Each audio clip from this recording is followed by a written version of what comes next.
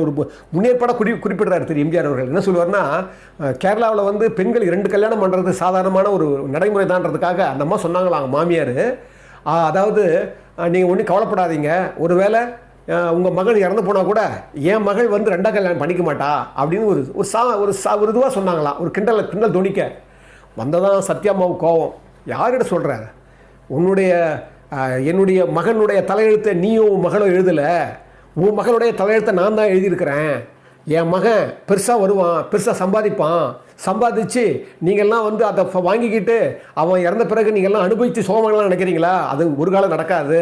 என் பையன் பெருசாக சம்பாதிப்பான், பெருசு வருவான், வந்து வாழ்ந்து காட்டுவான், அப்போ பாரு. ஆனால் அவன் பாரு, அவனுக்கு செஞ்சு காட்டுறானா இல்லையான்னு பாருன்னு பெரிய தர்க்கமாகி போயிடுச்சான்.